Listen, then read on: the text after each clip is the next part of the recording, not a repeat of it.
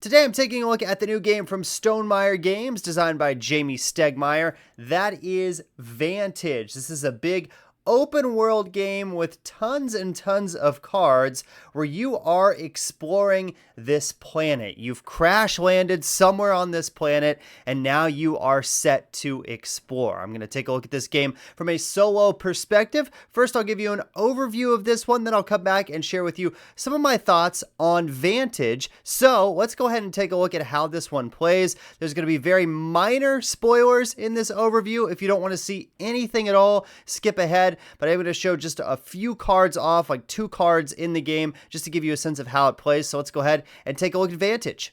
So here we have a game of Vantage set up. There's going to be very minor spoilers in this overview. I'm going to show you 2 different locations in the game just to give you a little bit of an idea of how the game works. Other than that, I won't be showing you anything else in terms of content for the game because I don't want to spoil anything for you. So in Vantage, obviously you might know this by now, comes with this huge box of cards. All of these are different cards that you will use for different things throughout the course of the game. And you are exploring this planet. So basically what happens at the beginning of the game is you are in a ship and you have to jump into an escape pod. And when you are in that escape pod, you're going to crash onto a random site on this planet somewhere and then begin exploring. So at the beginning of the game, either randomly or by choice, you will decide on a character. They're all pretty similar. I have Ira, the medic, right here. And so you will place that character out. Then you will have these boost tokens. I'll explain those a little bit more as we go along. And you'll also have some skill tokens as well that you'll be able to use for various tasks throughout the course of the game. So I've already done this step right here, which is the very first location that you go to. You gain a different skill, you either select or randomize it, and then you gain that location card. So I rolled the die and I got location card number 5. And on location card number 5, you can see over here on the side, there are all these different locations that you might go to when you crash land in your escape pod on this planet. So what you will do now is you will roll both of these dice, green and yellow, and you'll gain those corresponding skill tokens. So you now have those that you can use. And then you'll look on this card and you will see where is the green and the yellow location. It's right here, location 349. So then you'll go on this big card stack over here and you will look for 349. This is going to be a minor spoiler, but again, I'm only going to show you this one location just so you kind of know what's going on. So you get 349 out and we are right here. So this is this location. We are, it appears, on some place with a flower, and there's a tower nearby, and so that's where we have crash landed on this planet. When you are at a certain location, you can do different actions, which are going to correspond to these various storybooks that you have right over here. So if you look on here on this card, we could scale, we could observe, we could consult, we could craft, we could consume, or we could cleave. We could do any of those actions that we wanted. They all have a different cost associated with them, which you won't figure out until you look in the various storybooks. And that's where the storybooks come into play. So when you pick a particular action, say you want to scale, you would look in the move storybook and look for entry 349 and read what it says and then do that particular challenge with the dice. There's the depart storybook for when you leave locations. There's the look storybook. There's a help storybook, there's an engage storybook, there's a take storybook, and there's an overpower storybook, and there's also the book of Vantages as well, and the book of secrets.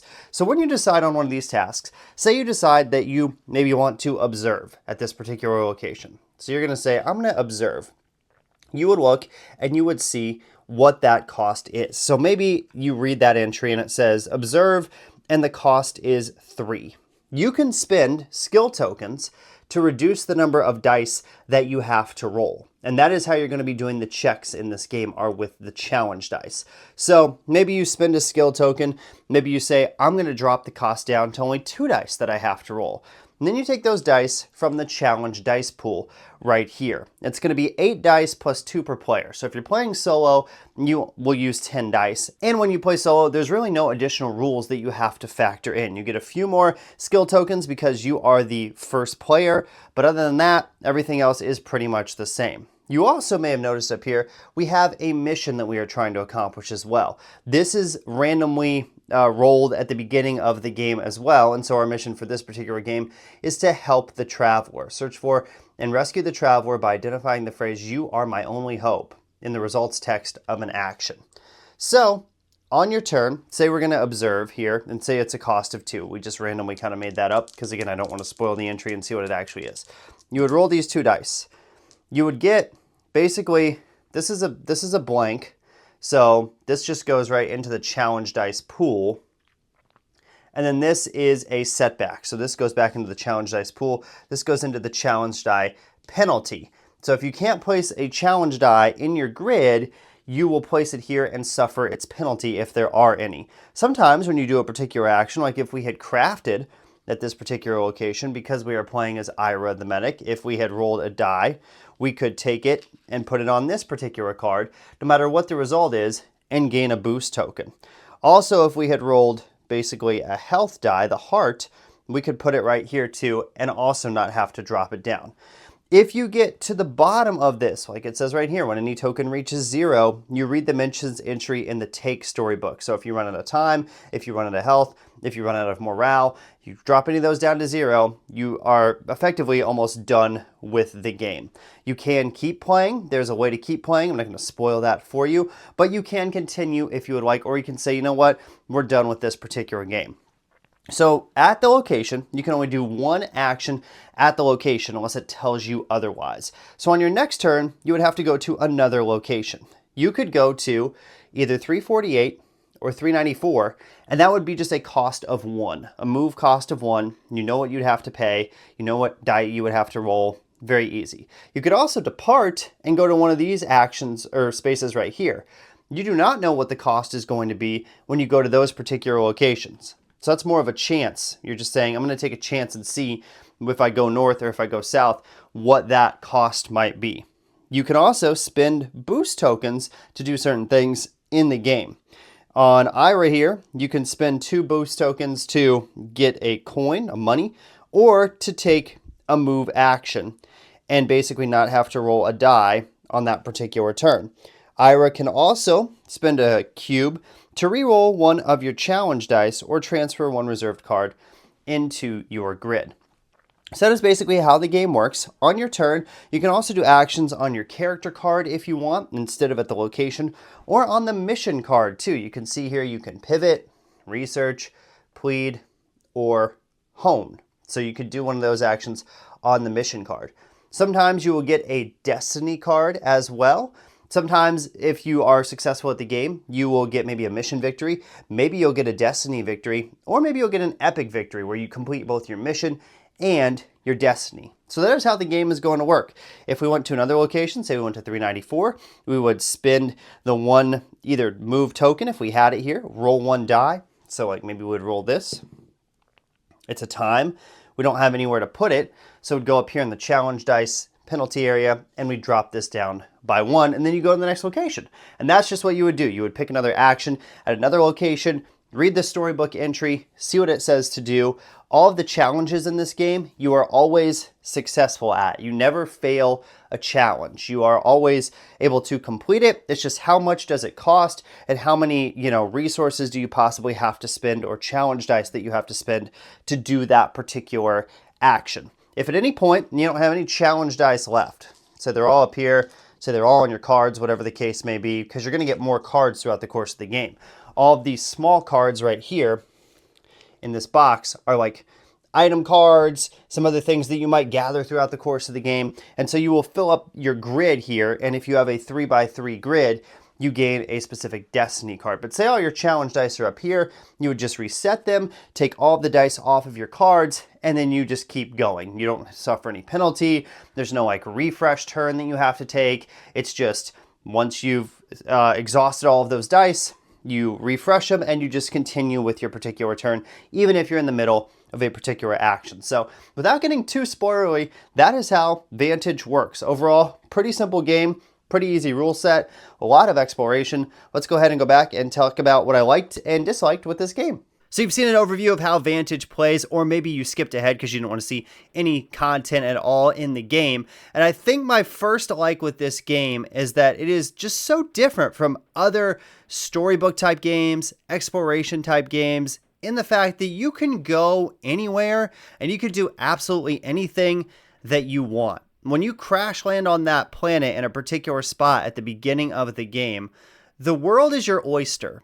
You can say, I'm going to move. I'm not even going to do anything on this particular card. I'm going to go move instantly to another card. Or I'm going to take part in one of the actions that are available to me at this particular spot. And there's so many different types of actions to choose from. You can look, you can investigate, you can overpower, you can take, and depending on which character you're playing as, it might be beneficial to do a particular thing more than another type of thing, but also the words on the cards are going to kind of clue you in into what that action is going to entail. Because even though you are taking maybe like a look action, there will be different verbs on there in terms of what that look action entails. Sometimes it might say investigate. Sometimes it might say spy. Sometimes it might say sneak, so you kind of get a feel for what that might be if you decide to select that and go look at that in the particular storybook for that action.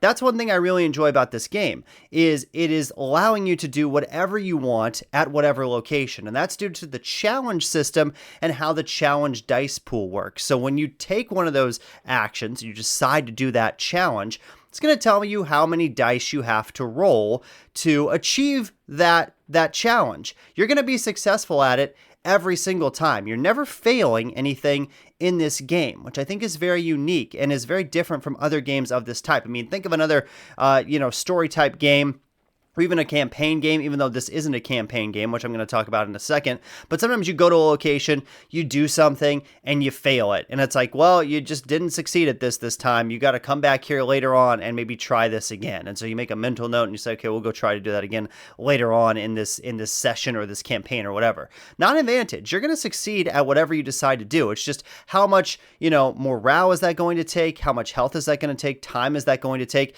And I think that feels very realistic to the actual task. If you choose something that is a big verb or looks like it might be really labor intensive, it's going to have you roll 4 or 5 dice, and that's going to maybe take up a lot of time or use a lot of health or something like that. Or if you similarly pick a task that only uses 1 die, well, that's, pretty easy. So you really have to just kind of judge it based on those keywords that are on those cards and decide for yourself which action is the most enjoyable for you to maybe pursue on that particular location card. There are so many cards in the game, location cards, item cards, things that will fill out your personal grid. So when you start the game, you only have your character card, but as you go, you're going to gain things. And I say things because they're different types of things. There's items, there's sentience, which are like creatures on this planet. There are abilities that you may get. You may get a personal quest that you are trying to fulfill. Lots of different things that you are gaining from this big stack of cards. And also the locations. There's so many locations. You are going to be in a completely different part of this planet every time that you play this game due to how that crash landing system works at the beginning of the game, that you maybe will never see the same location twice in all of the times that you play this. It is quite possible that you will never go to the same location twice. I played this a bunch for this review.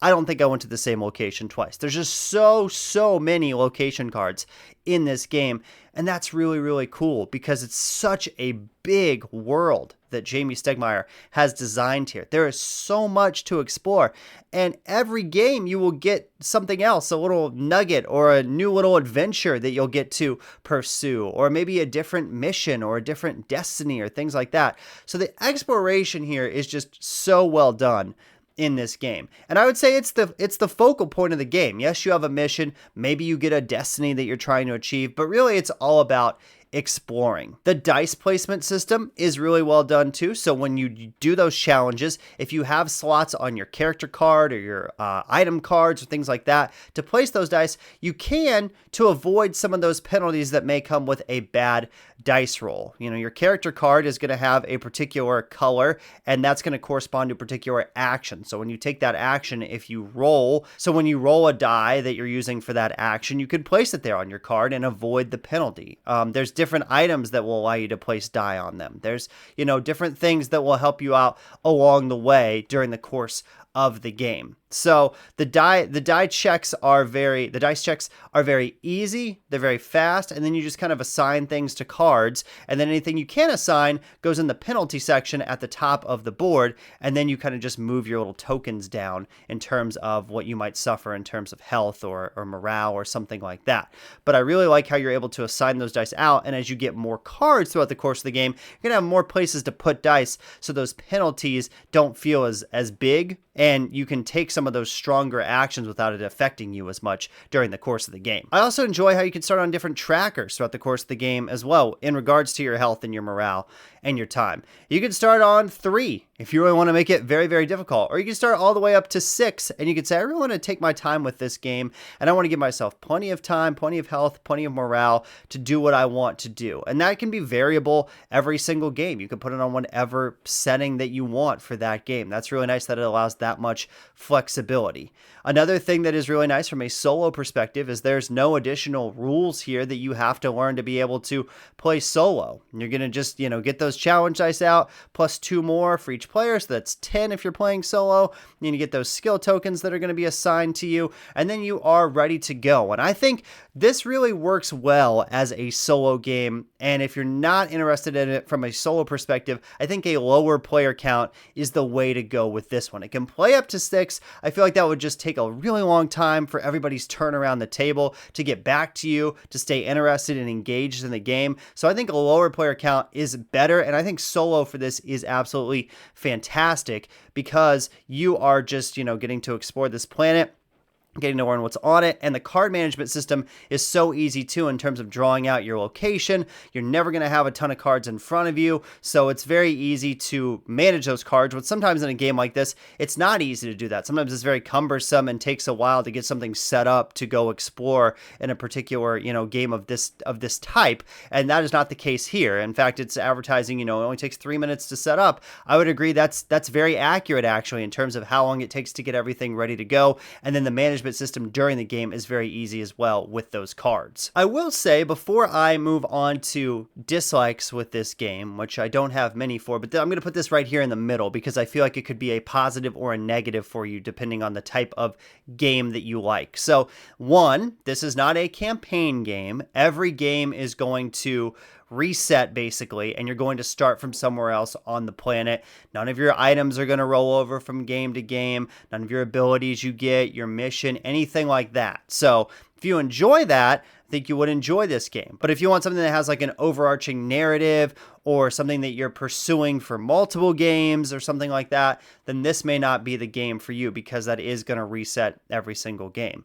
Another thing with this game is it is very off the rails. It is not telling you which direction to go in, what to explore, which action to do at a particular location. That is all up to you. You get to decide that entirely for yourself. And you may enjoy that. You may say, you know, I don't like when games tell me what I got to do or when I have to go to a particular location or I got to pursue this quest or whatever. I want to just do what I want to do. Well, then Vantage is definitely the game for you. But if you're somebody that likes a task or a goal or something like that in a game, if you want a little bit more, you know, guided experience, on the rails experience, then I would say maybe this isn't the game for you because it is going to very much let you do whatever you want to do and kind of just let you explore this planet in whichever way that you want. And so while you have your mission card that you're going to get at the beginning of the game, it's very vague on what you need to do to achieve that mission. You can try to research that more. You could try to find out more about that mission, but you might not be able to get the mission done during the game, and you may not even get enough details to be able to know what the mission is during the game. Same thing with a Destiny. If you get like a Destiny card, you may not be able to figure that out during the course of the game either. So that is another thing that I would just factor in when you're thinking about this game. is if you want something that's more kind of, on the rails and has a clear goal and a set objective, that is not really Vantage. It's really more about the exploration. Another thing that is really interesting about this game, and could be a like or a dislike for you depending on what type of, again, gamer you are, is that you will learn more about the planet the more that you play it. So you will kind of, by going to more locations, by exploring more things, by seeing more items, sentients, things like that, you'll get a little bit of a feel for the planet and kind of some of the things that are on it, what you're able to do in certain places, what the map kind of looks like a little bit in certain areas. So you learn that as you play more, which I personally think is really cool. But again, if you're somebody that wants to say, no, I want to see a map of the whole, planet at the beginning of the game. I want to know where I can go, what's over in certain parts, things like that. Then again, this is probably not the game for you, because when you drop in, you're like, where am I? I have no idea. And you really don't. You really have literally no clue where you are on the planet, or what you're near, or what you're maybe, around, or things like that. So if you like something where you can see the world from like a top-down view and know what you're doing and where you are and where you're going and things like that, then again, this maybe isn't the game for you. But I wanted to put those between the likes and the dislikes because I felt like those were important to point out. I like a lot of those things that are going on in this game, but just be aware of that those are kind of some of the things that are happening in this game. My only real dislike with the game, and it's pretty minor, is that the game sessions are actually a little shorter than I would like. So when you play solo, it takes about 30 to 40 minutes. And I feel like I would really like just a little bit more time to be able to do stuff in this game. I found myself running out of time or morale or health. And obviously the more you play, you get better at kind of managing that, with more play sessions. So I've gotten up to a point now where I can play for, probably about 45 minutes before I run out of those things.